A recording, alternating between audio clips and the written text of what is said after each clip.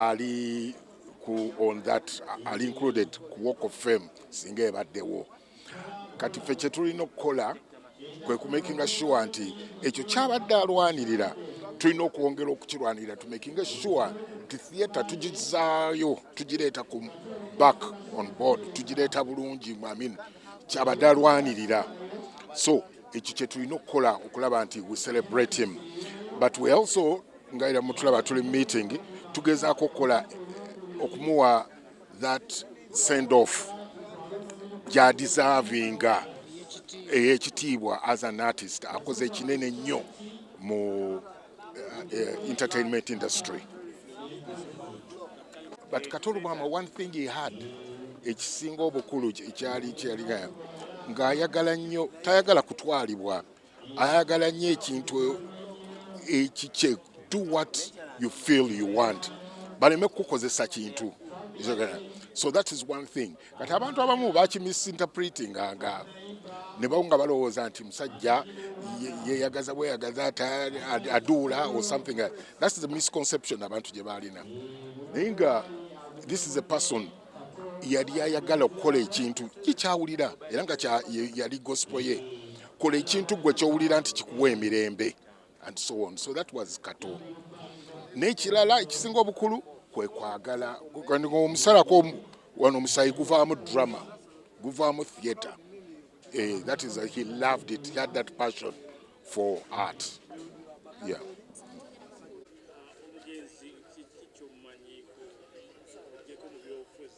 Nze nazanya naye katemba. Nali nkola military police nga nfulumye mu busomesa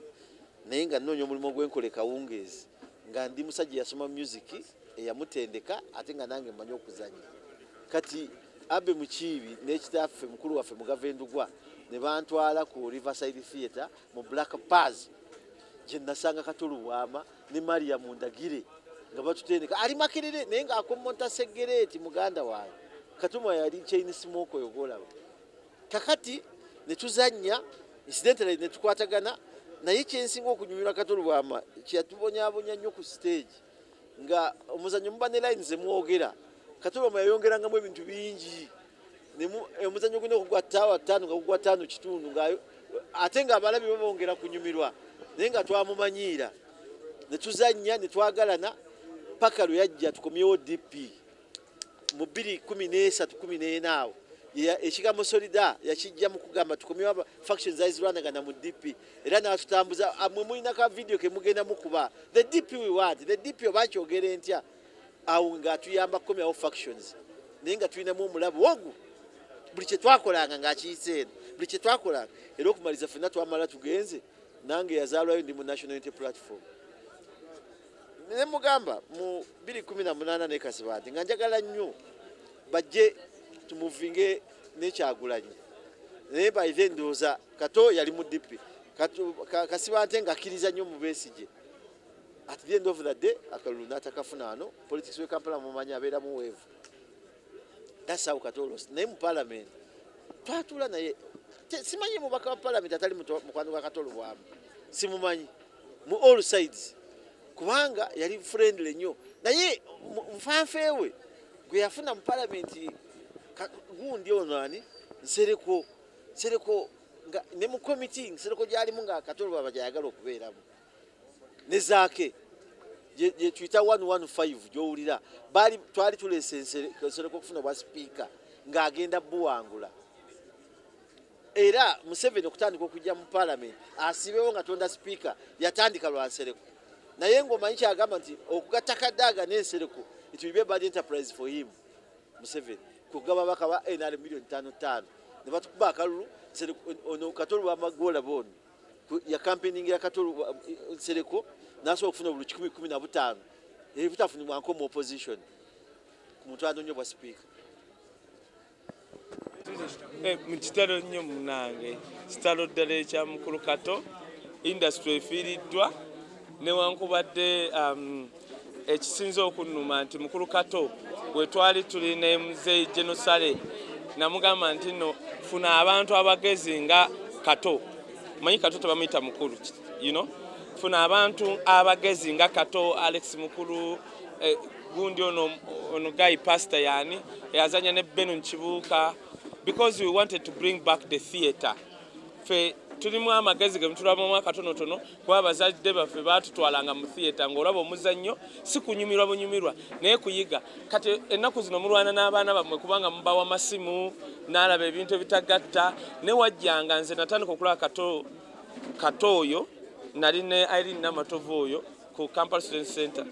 ne tugenda okuzanyira ku Bat Valley era ne tuba best entertainers of 98-99. Kato najja n'agamba baana mmwe muzannye twaddira oluyimba ne tuluzannyamu oluyimba nga tuzannyamu omuzannyo naye ne tukikola in 7 minutes naga baana mmwe muli baakabi. And I think ndowooza Irene n'atandika okudda ku Bat Valley nagenda okulaba nga takomyewo ku ssomero. However ne ntandika okugenda ku Bat Valley Theatre. Kato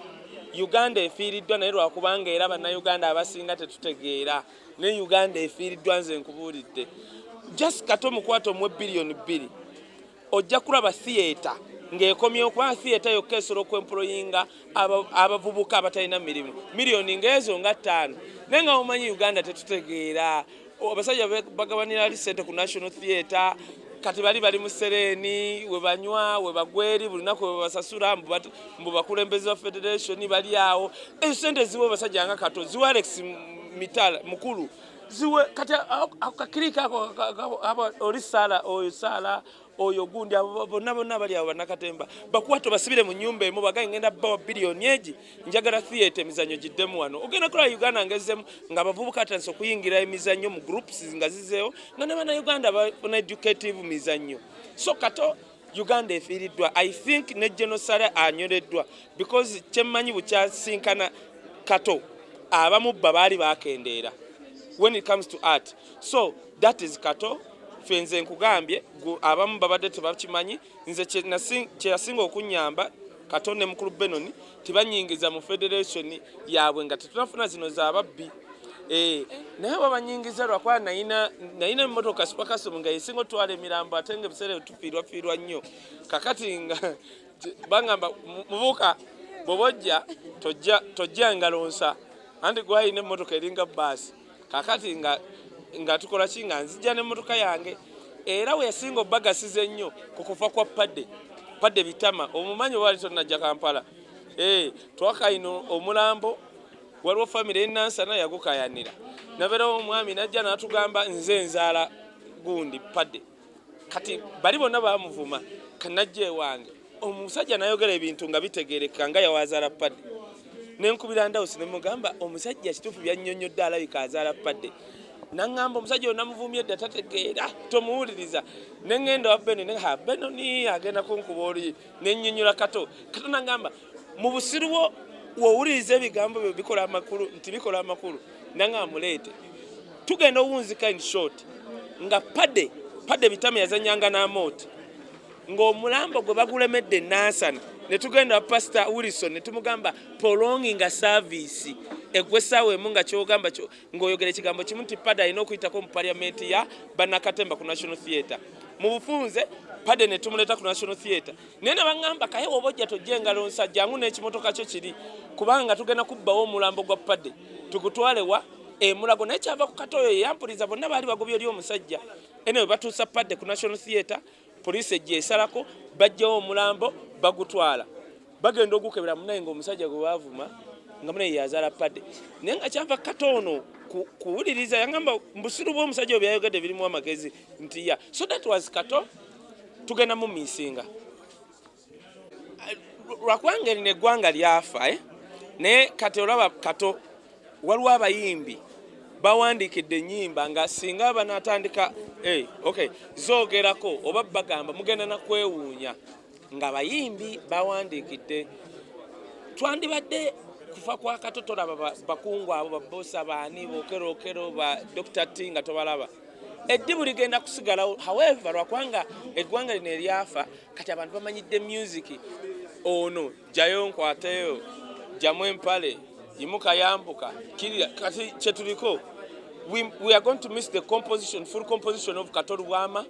abadde agenda komyawo theatre ekisinza okunnuma mwe kyemutamanyi abadde aleeta omuzannyo ogenda kuba ku Serena ono bigi abadde agenda okutwanjira ng'agenda teekamu ssente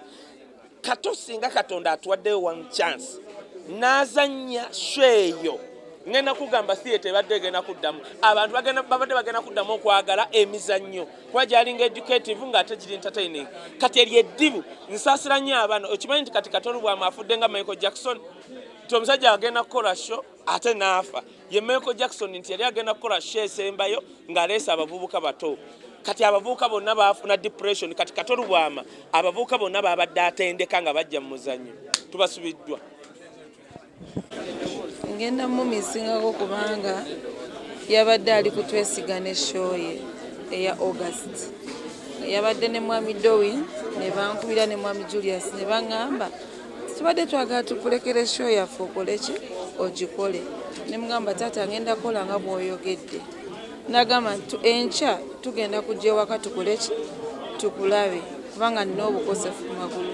nagamba njagala tujje olabe engeri wogenda oteteekanya sheeyo so nyolwedda nnyo sisobodde kukola ekirooto kye experience ye ng'abadde ayagala ebintu ng'ebyali ku ggwanga mujje tekisobodde kubeerawo mwami Kato mbadde sengeginga nayo for that match era mwami Doni yaleese omukago ate ng'agenda bye muyizeeko nti abadde muntu mutabaganyi w'abantu talina ntalo tavumaganya abantu naye abantu wabalaba nga balinako obukosefu n'akuvuma leero enkya ate agenda kudda gy'oli ate muwayeemu. Assalamu alaikum warahmatullahi wabarakatu. Amanya n'eddoboozi nze Dr. Sarah Rashid Lukwago oba Ajati Sarah Rashid Lukwago. Mawulire ago gansanze wange bulenga bambikidde ku makya yesimu enzukusizza ndowooza mbuliri basoose kunkubira kiro nga bambikira nsanzeko missed call kati mbadde nakebera essimu era ne bakuba ne baŋŋamba baaba Kato manyi muyita baaba olw'ensonga ffe waffe abadde family friend ba Rashid Lukwago Kato abadde family friend nga tava waka ate nze yanjigiriza bingi nnyo okuva mu buto bwange nanjigiriza okukola nanjigiriza obutanyooma mirimu bintu bingi nnyo byenjigidde ku Kato oyo abadde musajja ateerya ntama ng'era w'omunyiriza akugambirawo bw'otakola kirungi akugamba lumu nali nsomye ka diploma nangamba okyetaaga okweyongera okusoma gende South Africa weyongera osoma obudokita obeere nga kyokola okitegeera era kyanyamba nnyo okwesitula nenva nengende South Africa neneyongera okusoma so okufa kwa Kato nze kumpisiriza ddala bubi mbadde mwebuuzaako ebintu bingi era nga siryerabira ekintu kye yankola ekyamagero namwebuuzaako nga ngenda okusimba ekibira kyange ekyeddagala nangamba tosaana kubanga eddagala ate ogenda mu bibira n'osasula gula ettaka osimba eddagala lyo so kati ekintu ekyo nkimwenyumirizaako nnyo nsaba Katonda amusonyiwe byamusabwako amuwe ekiwummulo eky'emirembe. Kojja tula salaamu awo oyo yali mu ka vidiyo era kojja amugamba nti njagala nkusiibule ngenda maka katajja afukamira wendi aŋŋamba musaba okwebaza weebale nnyo omulimu guno ne muga Kato zino nsonga zaffe naye nga Kato ye muntu eyeebaliza ne ku kiki ky'omulala ate nga bw'omuwa agamba ompadde naye bano balabika tonnabawa n'amansira buli omu mu ofiisi abakuumi awo abaki n'amala naggala ate teziweddeewo n'agamba nga bwe tuzifuna naffe bwe tulina okukola ki ozigaba you was selfless he didn't value money ate yavaluinga sente era nga bw'otamuwa sente aseka n'omuntu Kato okwagala kwata kino ebiri n'agenda sente ze kati ziba nayo so ababadde close ne Kato temunyiika nti abadde tabawa ffe tubadde mu kkubo ffe tubadde tumumalako sente nga watuukira we muli nga zaakoze eki Kato nsembayo okumulaba ku Monday ayibiri ku Tuesday eggulo naye bwe namulaba ku Monday twatuula ne bandeetera enkoko ne mukaasi nalya naye n'omuntu owokusatu gwe nali naye Katona ngamba tugenda kugaba n'enkoko eno n'akwata ekifi kimu n'enkwata ekyokubiri ne mukahabula zino salads kati gwe gwoba ozirya n'azirya nenvaawo neetuula n'omuntu omulala. Kato n'antunuulira bw'ati okumala ebbanga ddene najja n'aŋŋamba mukama wange mbadde nsaba kusiibula ne simuwa attention noti saagala kuwala ng'ono by'aŋŋamba naŋŋamba mukama wange nga sikusiibulangako n'otampa attention ne mugaago nsonyiwa mukama wange neetambula naye ne mugaa nsaba nkuwerekereko nakkiriza naga naye neejja ngenda kujja nkulabe nyina byemugamba. Eggulo nabadde ntawuka nange which is unusual ng'emmotoka ngiweereza kukima mwana ngenda okusanga Kato ng'afubutuka madaala oba yabadde ava mu tropical bank waggulu ofiisi yange eri mu basement. Kato yayogedde mu ddoboozi nomale Kato ajja nagagulaaza mpola. Kato yazze nambo eddoboozi nga lyamaanyi n'abantu bonna mu parking ne bakola ki nagapulaza nakira ati neyeewuuba ati ne mugaate ki bulijjo gwosye sente ne mugaati kiyate kitufunye naga obwavu tubugobye nasooka nanyenyamu awo bwati naga nyina gwe nasanze owa tekinologi musanzeeyo mu banka namba n'emitwalo 10 naye naŋŋamba asinye sente zo yoli nakatazisibya ate nti gwe kate ebya tekinologi tobimanyi genda oli akuwandiikira epepa mu artificial intelligence bw'osobola okikola nekola performing arts tulina miliyoni zammwe eza dola mmeka. Kato n'asooka nanaga ngobya obwavu naga nsiriko wasoma nze namala ogenda kuwandika proposal nze gaggawaleere kyeva mugaana naye Kato oyagala ebintu ofumbye ani abikubuulidde nampa essimu y'omusajja muyambe omuwandiikire proposal eyo ogindezere ku Tuesday nja kugenda osinga ya wiiki ejja. Kato bw'anaakikola bwati kuba tumwagala naye twagala transforming mu gye bayita digital content creation kuba bwe tulina ssente tukuyita creative content ng'asobola okukola kaakatuuni n'akakolamu series ne koogera for a long time nakakakati nkuŋŋaanyiza abaana bano kabe nga kereplicatinga ne mugaa Kato leero siina budde mu byafaayo byange Kato ne bwansanga nga nnyimiridde nzirayo mu office for the first time nagaye Kato nayinda mangu kamala okugenda okusaala ŋŋende nanga mukama wange kasita ogenze ndi musanyufu ne mugaa nanga salaamu aleikum neŋŋenda wabaddeyo yabadde antwalako n'antwala ne tusaala ne tukomawo nagenza okuwulira essimu eddako nti Kato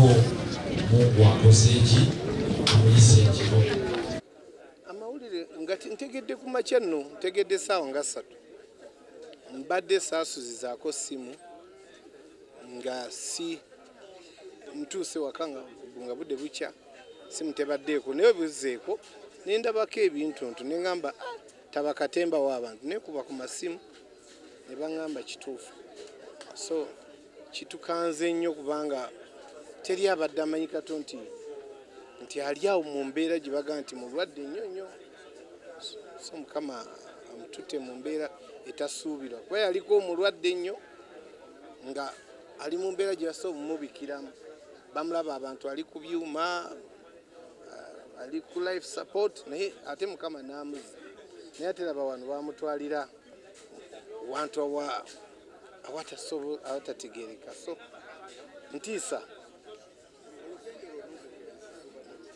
olugendo lwange n'omugenzi ono mu bandi ye eya Diamond Production mwe twasooka okukubira live music twali tetukubangako live music ffe twayimbiranga ku CD era bwe tugenda ne batuwandiika mu Diamond Production mwe twasinziira okuba nti tutandika okuba live music mwe twava okukola Eagles Production. kuba twagenda ewuwe kye tutasobola kumwerabirako titwagenda ewuwe nga tetumanyi na kuyimirira ku stage ng'amala nakukwatako ku kibegabega bwati n'agamba nti stage bagimirako bwe bati tunula bwoti oba oyimba teweeweta egamba nga batulagirira biragirire so yali abadde mpagi waga mu fraternity